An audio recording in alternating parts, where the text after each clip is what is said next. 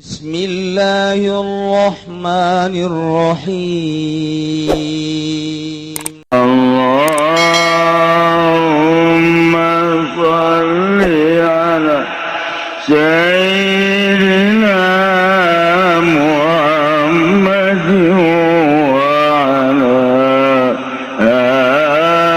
ali Sayyidina Muhammad.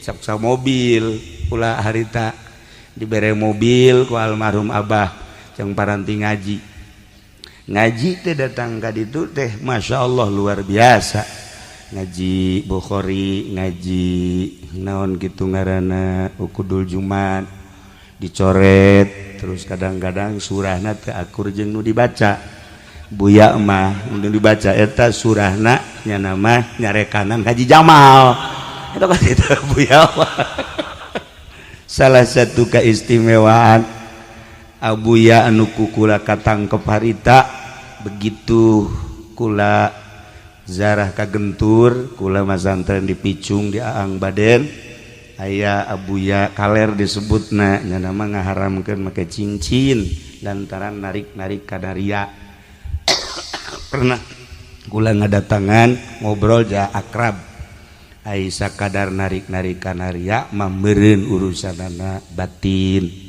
urusan haram urusan zahir pangjelas nyarekan ka kula teu terus atunya nama kolot kula budak teu terus akhirna dek nanya ka abuya make cincin teh haram apa halal sih nu sabenerna malam Salasa harita abuya make cincin di dieu opat haju nyurahna kikieuan bae mun aya Haji Jamal dipentas sigana teh cincin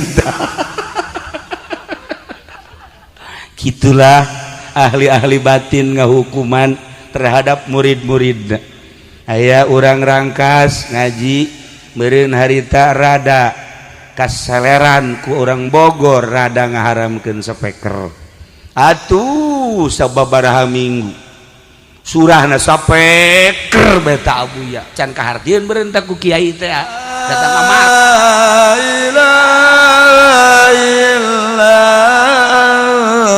anta subhanaka inni kuntu minaz zalimin.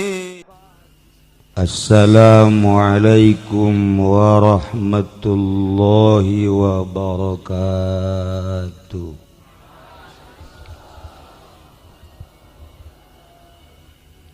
Alhamdulillah salatu wassalamu ala rasulillah Muhammad ibn Abdillah wa ala alihi wa sahbihi wa mawala amma ba'd. Faqala Allah ta'ala fil Qur'anil Karim wa huwa asdaqul qailin. Bismillahirrahmanirrahim.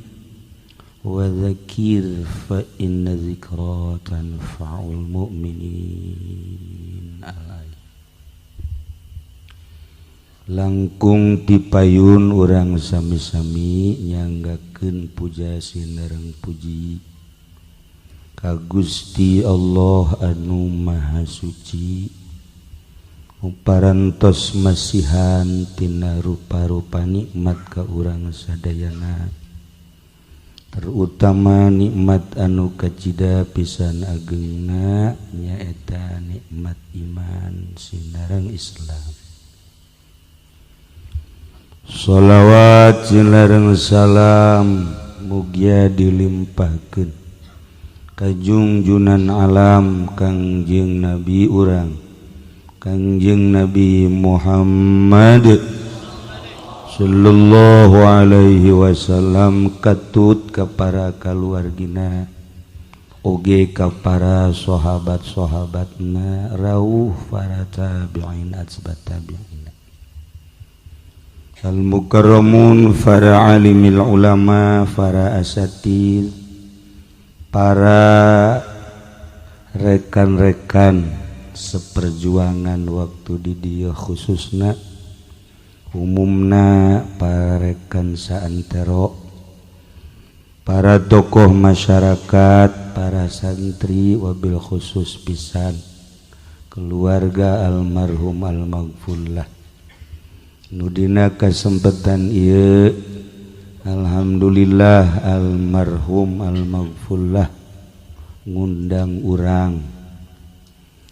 Tina undangan almarhum tergerak hati urang.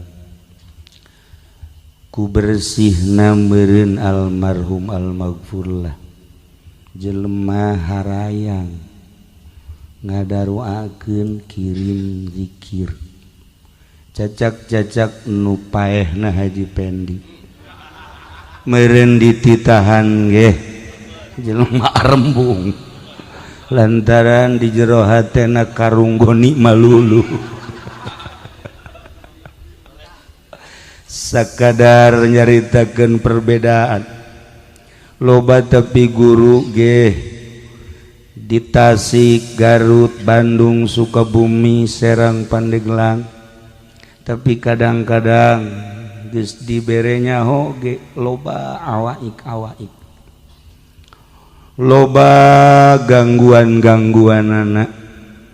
Ieu hiji ciri urang boro-boro keur hirup geus maot ge rindu.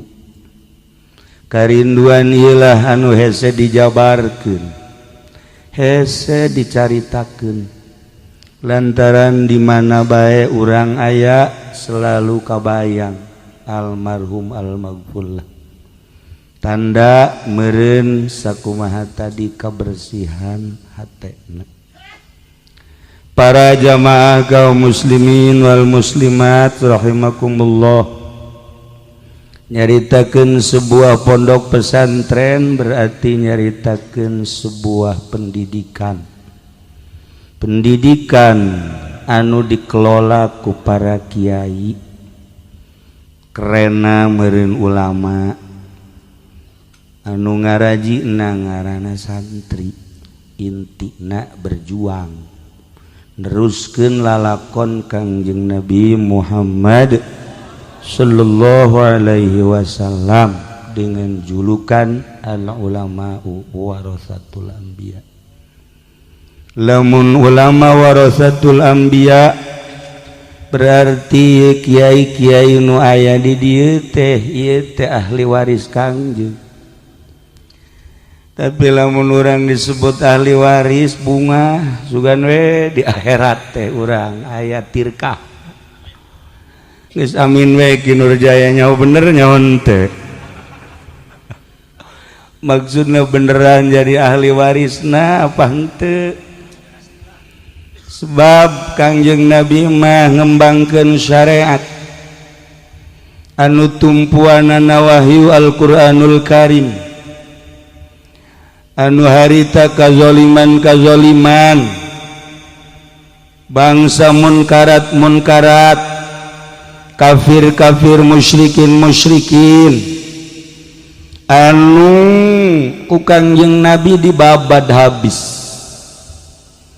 Kelenteng gereja ku Kangjeng Nabi dirubuh-rubuhkeun.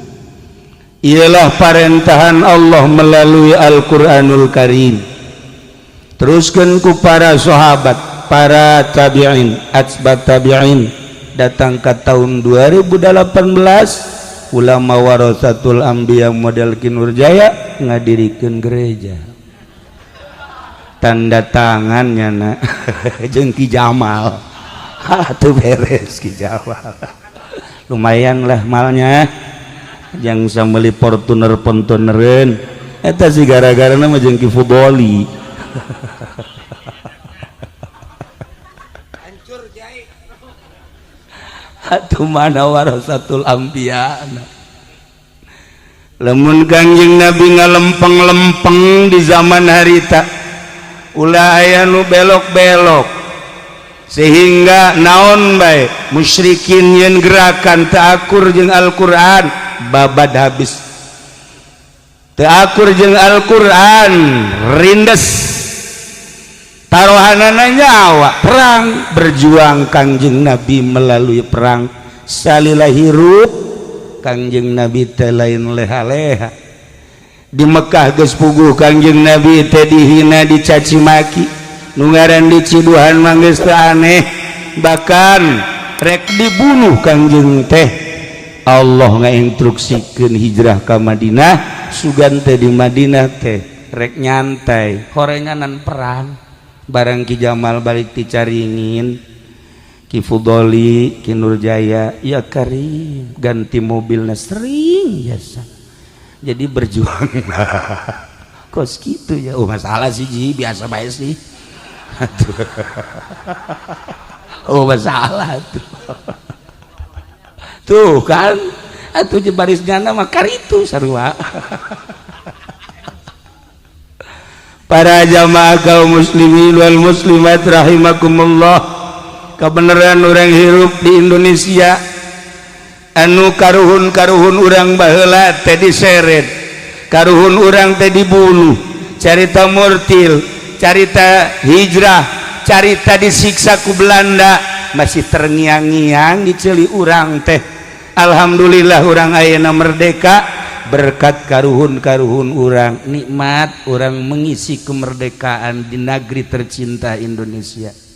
Malah alhamdulillah segala ka istana eta ge salah satu kemajuan, salah satu keistimewaan bahwa ulama diterima di tengah-tengah negara Indonesia. Jaki Nurjaya ge meureun hayangeun diondang ka istana ngan tadi teh atuh naon deuleueuna urang istana kanyana. Sapira mencitan sapi nya naon kitu ge loba anu henteu bener babelianana.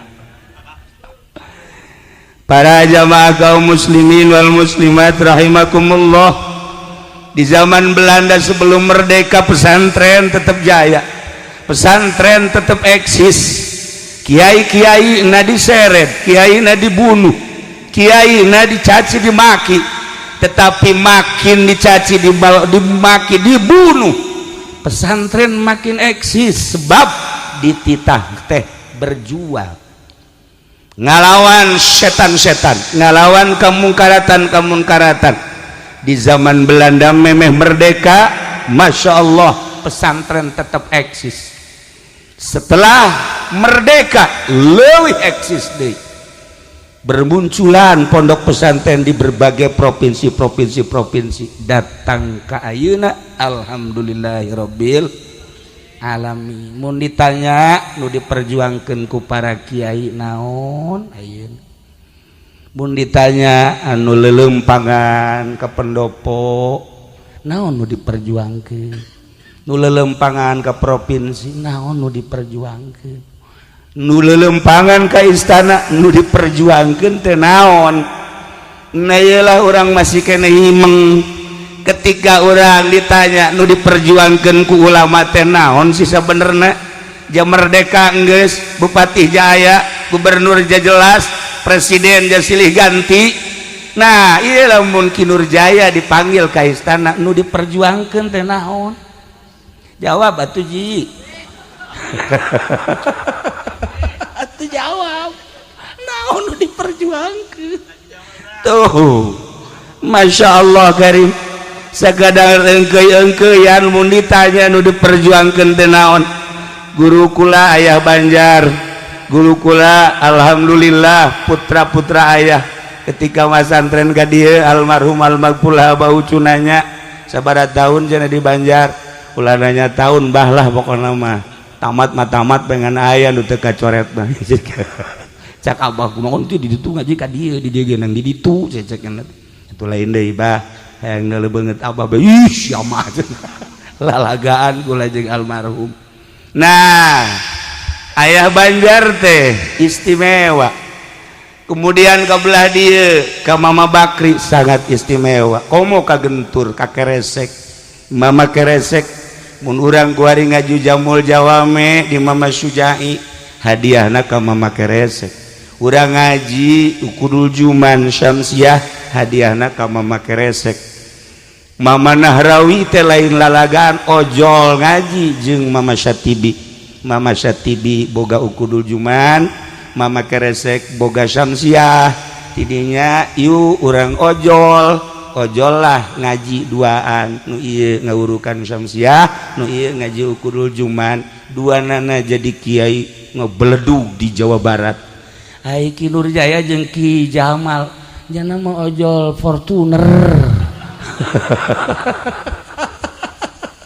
Lain ojol ngaji mah geus bisa lah cenah mending ieu beda ya Karim. Urang nyaritakeun guru-guru urang di dieu disekong Masya Allah lamun ngobrol teu kaharti kula osok nelaah mun ngobrol teh aya Karim teu kaharti tapi lamun ngaji Masya Allah capetangna luar biasa eueuh be galak gap gelep-gep tapi lamun ngobrol teu kaharti tapi kuari makin Jamal malah mun ngobrol capetang ya mun ngaji teu arti. Teu Ki Nurjaya mah leuwih tamanya mah. Ieu masa kadar nyaritakeun luar biasa guru-guru urang. Ulah malam Salasa sok ngaji ka Abuya jeung Ki Nur Hasan almarhum, Ki Subandi Ceret jeung Kiai hiji deui saksa mobil ulah harita dibere mobil ku almarhum Abah yang paranti ngaji teh datang ka ditu teh Masya Allah luar biasa ngaji Bukhari ngaji naon kitu ngaranna ukudul Jumat dicoret terus kadang-kadang surahna teh akur jeung nu dibaca Buya mah nu dibaca eta surahna nya nama nyarekanan Haji Jamal eta kan eta Buya salah satu keistimewaan Abuya anu kula katangkep harita begitu kula zarah kagentur kula masantren di Picung di Aang Baden aya Abuya kaler disebutna nya nama ngaharamkeun make cincin lantaran narik-narik kadaria. Pernah kula ngadatangan ngobrol ja akrab Aisyah kadar narik-narik kanaria mameureun urusanana batin urusan haram urusan zahir pangjelas nyarekan ka kula teu terus atunya nama kolot kula budak teu terus akhirna deuk nanya ka Abuya make cincin teh haram apa halal sih nu sabenerna malam Salasa harita Abuya make cincin di dieu opat haju nyurahna kikieuan bae mun aya Haji Jamal dipentas jana teh cincin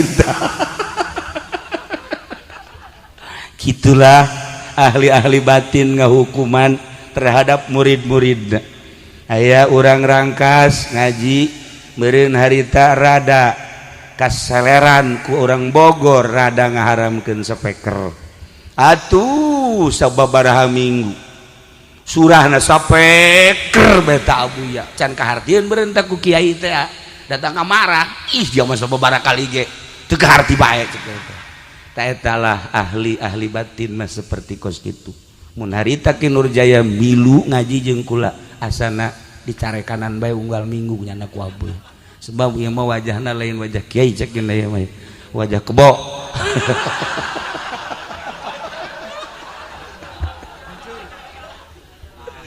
Gitulah guru-guru urang kadielah alhamdulillah sangat piawai kula sering lalagaan jeung almarhum sering heureuyan jeung almarhum lantaran meureun ngarasa bahwa kula pernah di Banjar kemudian almarhum atuh jeung Abah sangat erat akrab anu luar biasa katawaduanana nu pohara akhirna sanajan kula kitu non budak tapi diajak lalagaan baik terkenanglah di hate ngaguru sanajan sakedeung pinuh ku katawaduan kapiawayan anu luar biasa.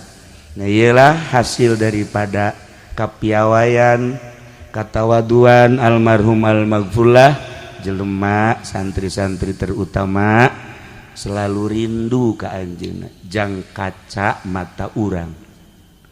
Para jamaah kaum muslimin wal muslimat rahimakumullah, ketika orang nyaritakan perjuangan para ulama hese orang berjuang di Indonesia yang mantep lantaran berbeda prinsip negara sekuler hartina pisah antara agama jeung kahirupan, negara-negara agama-agama, sementara urang anu neruskeun sepak terjang guru urang kabelah dituna Kangjeng Nabi urang Kangjeng Nabi Muhammad sallallahu alaihi wasallam. Kita berjuang ngembangkeun syariat melalui Al-Qur'anul Karim nu ngahiji agama jeung nagara. Atuh datang ka iirah ge moal kapanggih negara mah sekuler berpisah negara jeung agama lempang masing-masing.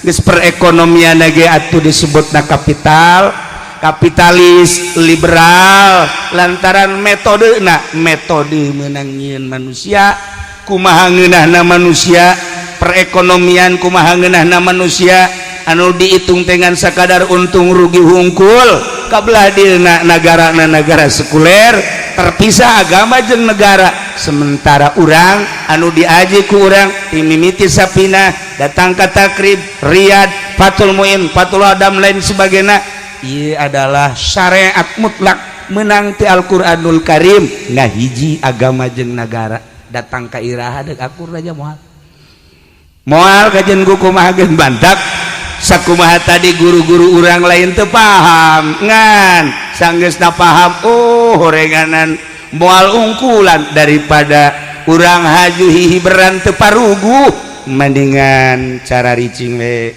khusus ubudiyah we ka Gusti Allah. Kitulah sepak terjang guru-guru urang baik di wetan maupun di kulon, sebab berbenturan ketika aya sesuatu anu ku urang rek diperjuangkeun pasti urang melalui negara. Perjuangan agama melalui negara saha anu endek ngabela urang, DPR mana anu endek ngabela, bupati mana anu endek ngabela, gubernur mana anu endek ngabela, sebab prinsipna anu berbeda.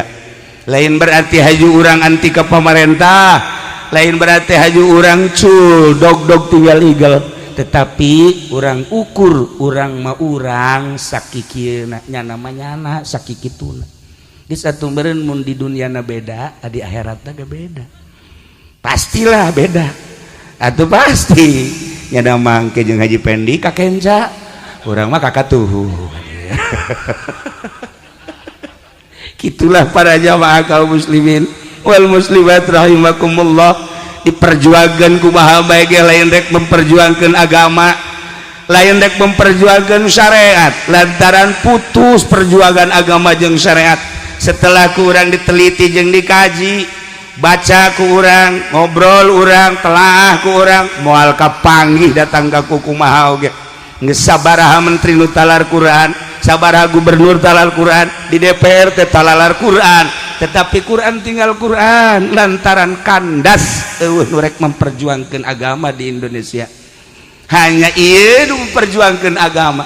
Innalillahi ibadan sayyidina Gusti Allah ngabogaan hamba-hamba anu hamba-hamba eta berbeda jeung nu sejen nya nama anu selalu diciptakeun ku Gusti Allah teh jang hadaman Allah, anu diciptakeun ku Gusti Allah teh jang cinta ka Allah, anu diciptakeun ku Gusti Allah teh jang bener-bener rindu ka Gusti Allah, anu diciptakeun ku Gusti Allah teh jang tingalieun umat bahwa nyana adalah bener-bener memperjuangkan Allah di tengah-tengah jelema, tengah-tengah masyarakat, tengah-tengah negara anu keur teu memperjuangkan agama tapi cul bae. Ya Allah, aya Kiai Haji Jamal memperjuangkan agama jeung Ki Fudoli unggal peuting beda-beda panggung.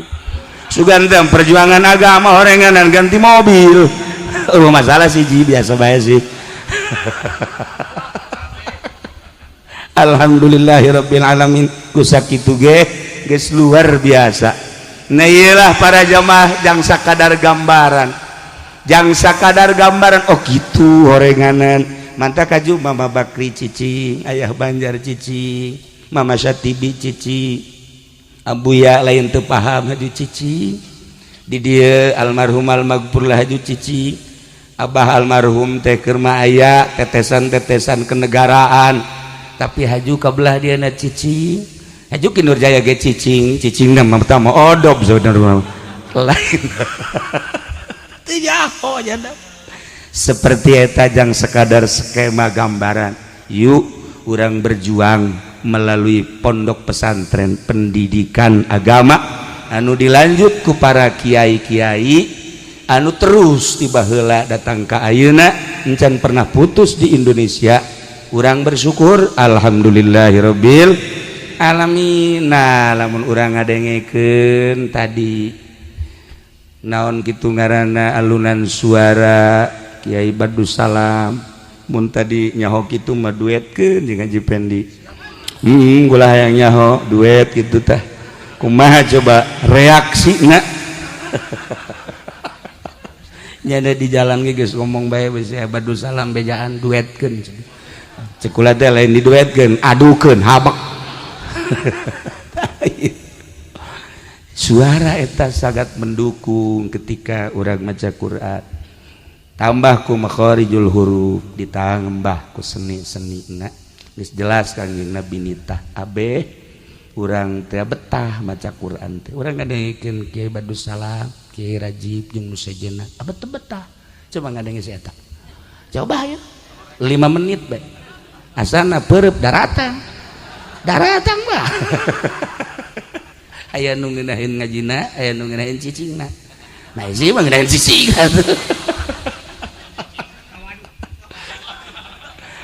Para jamaah kaum muslimin wal muslimat rahimakumullah, ternyata lamun urang nyuk surga lur mapai tapak baheula aya hiji nabi ngaranna Kangjeng Nabi Daud alaihi salam. Kangjeng Nabi Daud teh diciptakeun ku Gusti Allah, masya Allah belasan tahun keneh geus berjuang ngalawan Raja Namrud perang. Nabi eueun mun teu perang kobe perang, kitulah perjuangan agama. Urang kuari can pernah perang urang mah. Di mana diajak perang ge jauh daek nyaho teu. Jeung di mana daekna ge atuh pencana ge kan teu bisa. Atuh Ki Janapi pan geus kolot. Aya Ki Jundan nyaho bisa nyaho teu. Nah, ieu baheula mah santri-santri teh kapan tenar garagahna. Lantaran sanggeusna bisa gaji teh terus wiridan hiji. Kuari mah memeh bisa ngaji geus wiridan hiji. Jadi begitu balik lain magahan ngaji, nah hikmat. Itu Ki Nurjaya pan magang ngaji henteu hikmat henteu. Kamat. Setengah-setengah. Tapi lu jelas bah ketika berangkat perang mah atuh ke aya bae muncul. Boh di Indonesia mah boro-boro perang merangan agama, merangan jahe gitu terus bae itu. Santri ge geus puluntang palantingnya geus nyawa taruhannya beuh pohara. Para jamaah kaum muslimin wal muslimat rahimakumullah, Kangjeng Nabi Daud teh diciptakeun ku Gusti Allah. Masya Allah lu paling istimewa suarana. Suara Kangjeng Nabi Daud balain lalagaan. Kafal maul jari anjriyani, ketika Kangjeng Nabi Daud macakeun Zabur, wa idza talautu zabura kafal maul jari anjriyani.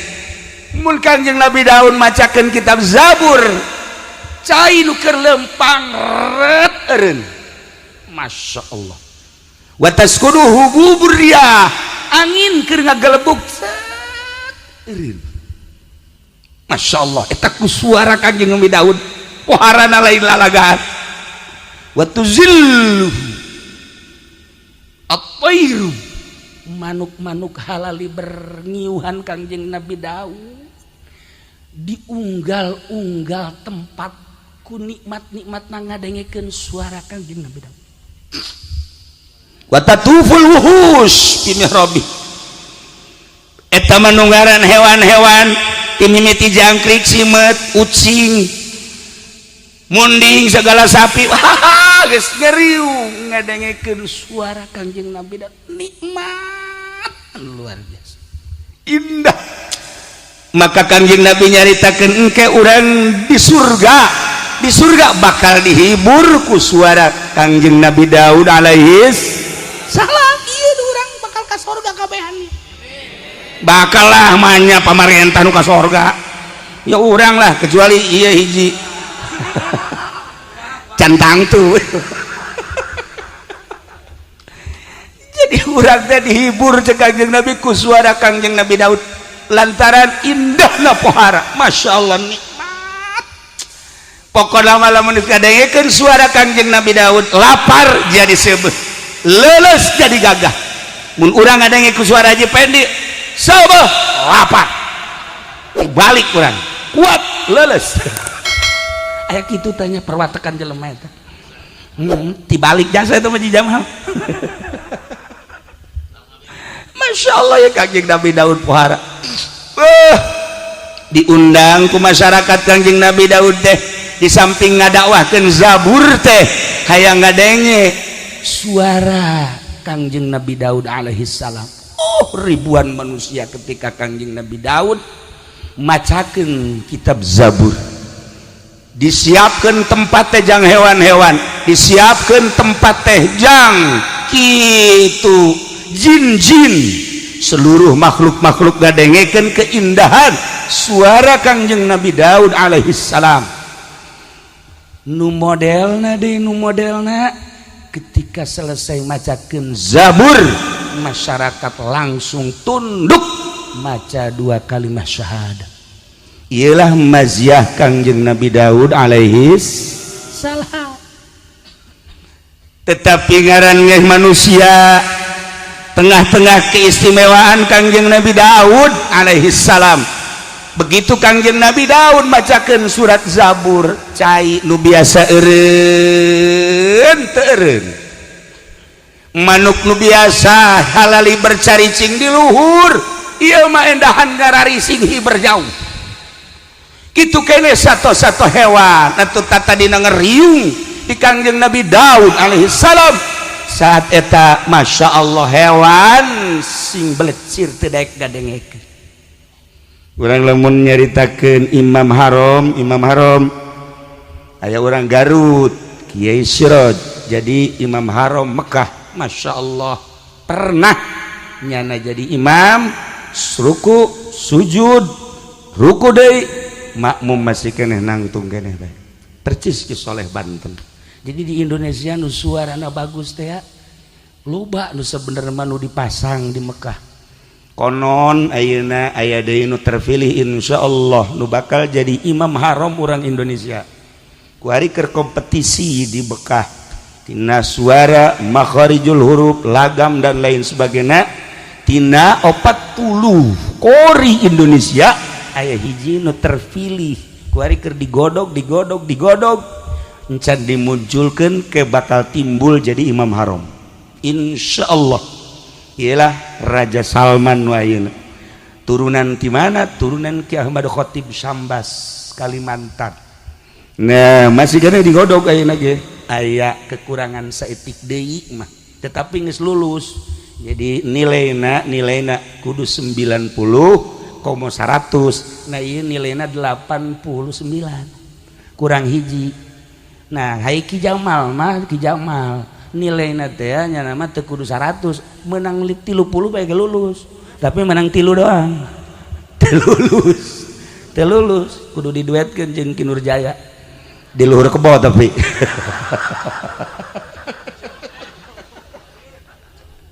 Ya Allah ya Rabb. Aya beta keistimewaan orang Indonesia insyaallah. Nah, Kangjeng Nabi Daud ngahuleng aya naon ieu cek Kangjeng Nabi Daud. Suara-suara ieu keneh jelemana aing keneh. Haju diangkat Nabi ku Gusti, diangkat Rasul ku Gusti. Kunaon ieu jadi kieu? Bacakeun deui ku Kangjeng Nabi Daud. Masya Allah nu kamari mah cai teh sakadar teu eureun ku ari mah kenceng. Teu daekeun ngadengekeun manuk kitu keneh. Satu hewan sing belecir teu daekeun ngadengekeun. Ajib. Heran Kangjeng Nabi Daud. Saminggu manahanana tadarru ka Gusti Allah, tahazzun wa tahassur. Ya Allah ya Rabb, aya naon ieu teh? Terus Kangjeng Nabi Daud macakeun deui. Lain makin mantap tetapi makin ditaringgalkeun. Jelema geus teu darekeun ngadengekeun nu tadina diondang nyana ku masyarakat. Ku ari mah geus eueuh nu ngondang. Nu tadina ketika nyana macakeun masyarakat ya Allah. Ngeunaheunana ari mah Daud jadi bejerek maca Zabur mah baca bae kula balik heula. Percis kos Haji Pendi mah maca.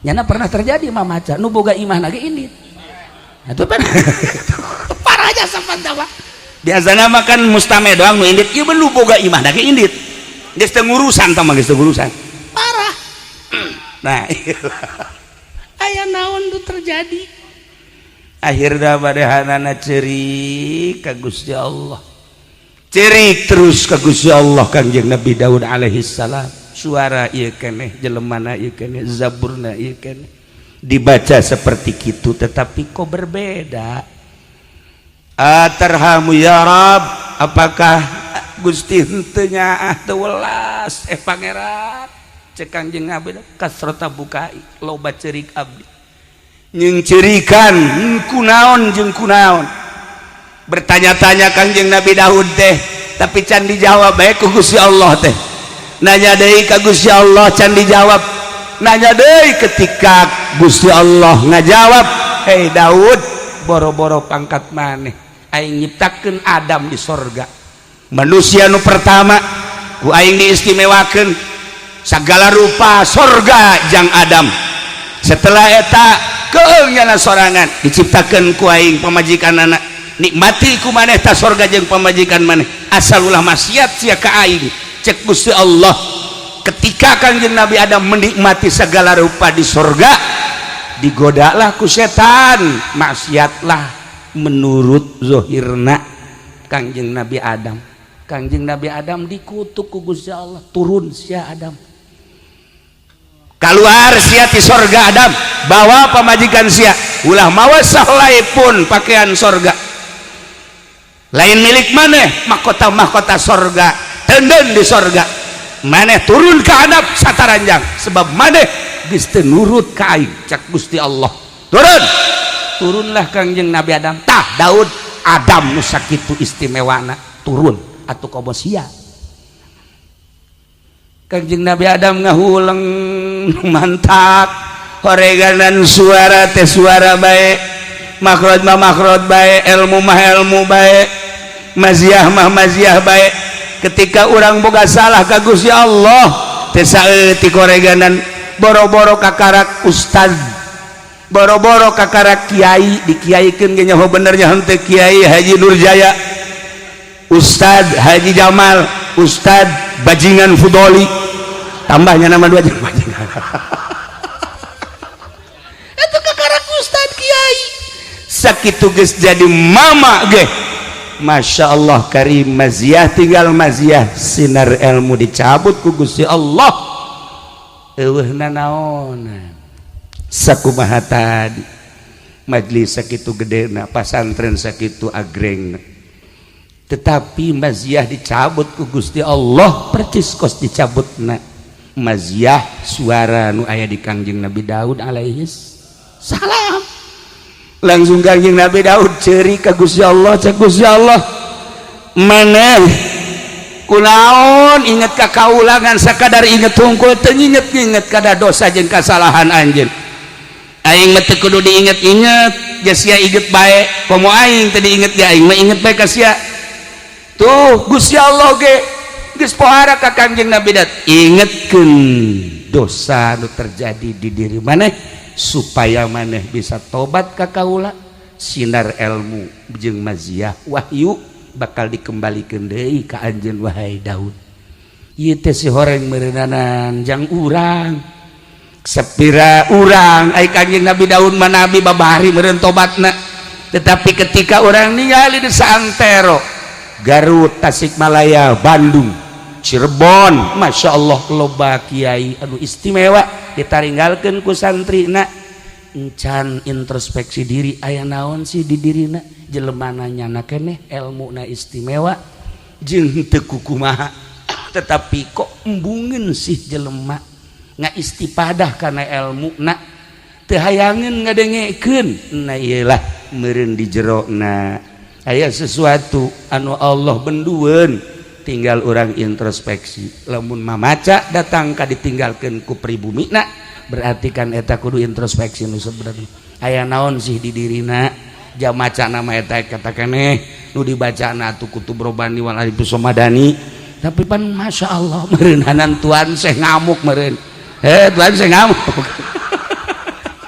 Iyalah para jamaah kaum muslimin wal muslimat rahimakumullah, sekedar jang gambaran kade suara anu bagus di Kangjeng Nabi Daud nu dicabut keistimewaan Kangjeng Nabi Adam, anu Kangjeng Nabi Adam diturunkan, kemudian loba buya jeung mama-mama komo kakara kiai jeung ustad mah anu dicabut ku Gusti Allah maziahna encan kukumaha, tinggal introspeksi diri aya naon di diri urang, maka urang cari coba teangan coba naon kasalahan-kasalahan urang, aya dokterna dicoba urang datang ke dokter anu bisa nganyahokeun, sebab kula bagi kula kadang-kadang hayang seri, kadang-kadang kaget, kadang-kadang mah jib kumaha kaajibanana baheula di zaman Gus Dur selalu nyahueun bae, kemudian kuari ka Habib Lutfi naon bae nu terjadi kadang-kadang nyahueun ieu aneh ka Habib Lutfi. Ziarah ka Maroko, ketika datang ke Maroko salat di lapangan tiris anu luar biasa, begitu salat aya jelema janggotan make calana baju sakieu make calana milu salat tapi sarakaat nyana miluna aju geussan nyana senyum bae ka hareup kunaon Habib Lutfi nyahueun saha anu bebeja tah kaditu bahwa aya nu milu salat sarakaat, siapa itu, aneh tah Habib Lutfi. Ketika kula ngimpi aya sesuatu impian menang 2 poe manehanana nyaritakeun ki ucing ngimpi anu kok bisa nyahu, Masya Allah karim. Ketika di Madinah kamari terjadi kula di raudhah, kemudian di raudhah aya anu ngawal askar tiluan, kemudian sholat titah sadaekna ku askar beres ka hotel. Habib Lutfi kula datang acan ka hotel nyana geus telepon, tahu nggak itu askar siapa yang ngawal, saya bisa nyahuan gitu. Nah iyalah meureun aya ahlina nu nyahueun kana kasalahan urang mun dicaritakeun tentang nyahona luar biasa nyana mah kuari atuh lelempangan ka mana ge masalah sebab hatena geus teu rubah keur carita-caritakeun lain hiji meureun di Indonesia meureun aya sababaraha anu model-model kos kitu. Nah ieu urang besi boga kasalahan nu tadina boga kanikmatan ibadah kok tiba-tiba jadi henteu, nu tadina bisa giat urang hudang ti peuting kok jadi henteu, nu tadina urang maca kitab jadi ngeunaheun tadina kok kuari jadi belet, nu tadina urang teu pati resep kana awewe ku kuari resep. Oh ini mah biasa tah mah watek tah mah oh masalah tah mah gitulah para jamaah kaum muslimin wal muslimat rahimakumullah, sebagai gambaran sebab ieu teh ngan urang nu memperjuangkeun agama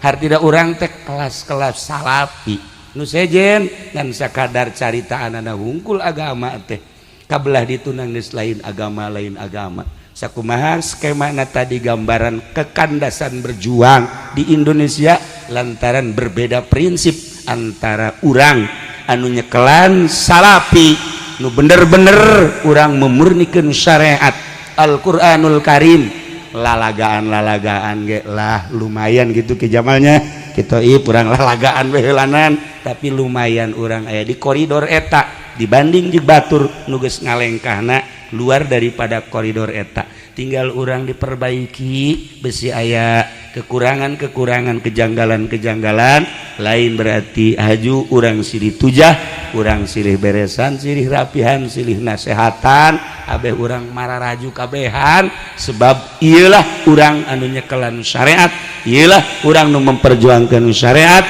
di Sabang sampai Merauke salafi luar biasa. Mun kukula dijabarkeun kiai-kiai anu ceramah di Jawa Timur, ceramah di Jawa Tengah, kiai ceramah anu di Jawa Barat, kiai ka salafi anu sebagian geus eueuh, sebagian masih aya keneh.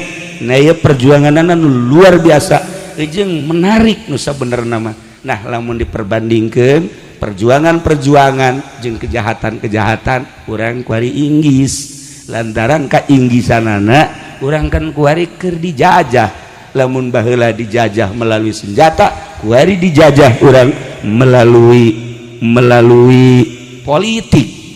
Urang kuari geus teu bisa kukumaha lantaran politik urang dijajah ku kafir. ekonomi orang dijajah, budaya orang dijajah, disnyana berhasil menjajah orang di bidang ekonomi, bidang politik, bidang hukum, bidang budaya. Orang makan jalan di tempat, sementara birokrasi terus kumanehana di openan, ganti presiden, ganti menteri, ganti presiden, nyana makin menjadi-jadi penjajahanana. Orang terlena jeung teu nyaho geus datang ka mana perjuangan nyana menjajah orang perjuangan orang geus datang ka mana orang kan teu nyaho.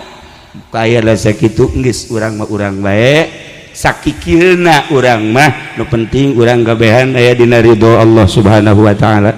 Terakhir urang cinta jasa ka almarhum al-maghfurlah, yu urang doakeun abeh doana babalik ka urang, mudah-mudahan guru urang dihampura sakabeh dosana, dilegakeun di kuburanana, dicaangkeun di kuburanana, dibere kanikmatan kubur ku Gusti Allah. Tur anjeunna ngadoakeun ka urang, mudah-mudahan urang disinaran ku Allah melalui doa almarhum al-maghfurlah, sehingga kesalahan-kesalahan urang bisa dileungitkeun ku Gusti Allah, jadi cerdas otak urang, cerdas dina ilmu, cerdas dina ibadah, kablah dituna mah urang jadi ma'rifatullah wa rasuluh. Amin ya rabbal alamin. Guru-guru orang di dia khususnya orang doakan mudah-mudahan diberi tawakal jeung kasabaran tur kekuatan, sehingga eueuh di Kabupaten Tangerang deuk masantrenkeun ka mana iwal ti ka dieu jang Fatul Muin mah nu sejen-sejen ge aya sarua, mudah-mudahan orang doakeun pada kararuat deui. Nah jeung mudah-mudahan nunggu skala luar di pondok pesantren mana bae urang doakeun mudah-mudahan mabruk ilmu-ilmuna, bisa ngembangkan ilmu-ilmu syariat, ilmu agama aya dina ridho Allah Subhanahu wa taala. Sakitu pihatur teu simkuring kapunten tina samudaya kalepatan sareng kakiranganana urang silih doakeun, kula ngadoakeun, kula doakeun atuh ieu rewang-rewang kula nu mantak wani ge kaki Nurjaya, atuh kaki Toib saking Ki Jamal sering kapanggih komo atuh Ki Fudoli mata mah geus jadi alok kula. Kemudian atuh malam Salasa kaparanggih bae ieu mah nu ieu mah Ki Wahab sagala, si Zainuddin Ki Badu Salam malam Jumat gitu keneh, padahal mah diulah-ulah Ki Wahab geus teu kudu ngaji ka kula jeung mah kolot jeung lah teu barasa baralengkah deui ngeunah makan tapi ngaji keneh bae jeung sajabana sagala Ki Ator jeung nu sejen-sejena geus mererenan urang kualibat sakali deui urang ulah aya suudzon, ulah aya pesimis, urang silih rojong, silih doakeun jeung urang silih pihanean sakitu. Wallahul muwaffiq ila aqwamit thoriq. Wassalamualaikum warahmatullahi wabarakatuh.